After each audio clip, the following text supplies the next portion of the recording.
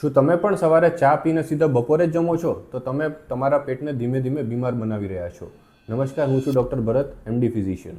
ઘણા લોકો એવું વિચારે છે કે સવારે નાસ્તો ન કરવાથી વજન ઘટે, પણ હકીકત એ છે જ્યારે તમે લાંબા સમય સુધી ખાલી પેટ રહો છો ત્યારે તમારા પેટમાં એસિડ બનતું રહે છે. હવે આ જે વધારાનું એસિડ છે આ પેટને અંદરથી નુકસાન પહોંચાડી શકે છે અને એના લીધે ગેસ્ટ્રાઇટિસ એટલે કે પેટમાં બળતરા થવી, બ્લોટિંગ એટલે કે પેટ ફૂલવું, અપચો થવો એટલે કે ડિસ્પેપ્સિયા, ખાટા ઓડકાર આવવા, એસિડિટી થવી, ક્યારેક પેટમાં દુખાવો થવો, એના જેવી તકલીફો પણ થઈ શકે છે. જો તમને સવારે ભૂખ ના લાગતી હોય તો પણ કંઈક હળવું લેવું જરૂરી છે, જેમ કે ફળ છે, દહીં, પૌવા, ઉપમા, ઇડલી અથવા થોડું ડ્રાયફ્રૂટ્સ.